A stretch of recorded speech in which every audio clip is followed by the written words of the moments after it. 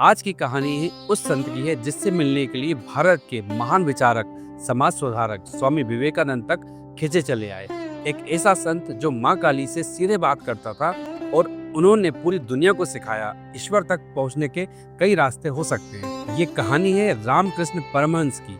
श्री रामकृष्ण परमहंस का जन्म 1836 में पश्चिम बंगाल के कामकपुर गांव में हुआ था।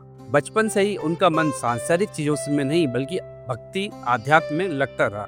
कहा जाता है कि बचपन में ही वे भजन और ध्यान में इतने लीन हो जाते थे कि उन्हें बाहरी दुनिया का होश नहीं रहता था। बाद में रामकृष्ण परमहंस दक्षिणेश्वर काली मंदिर के पुजारी बने।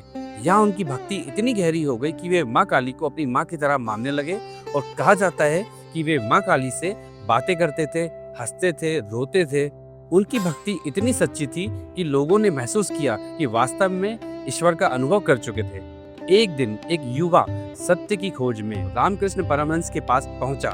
उस युवा का नाम था नरेंद्र नाथ दत्त, जो आगे चलकर स्वामी विवेकानंद बने। नरेंद्र नाथ ने उनसे पूछा, क्या आपने ईश्वर को देखा है? रामकृष्ण मुस्कुराए और बोले, हाँ, उतनी ही स्पष्टता से जितनी स्पष्टता से मैं तुम्हें देख रहा हूँ। रामकृष्ण परमहंस ने दुनिया को एक महान संदेश दिया। सभी धर्म अलग अलग रास्ते हैं, लेकिन मंजिल एक है, ईश्वर।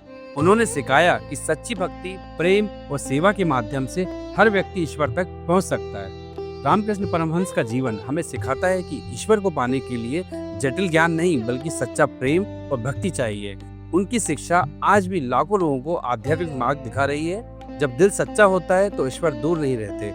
यही था श्री रामकृष्ण परमहंस जी का संदेश।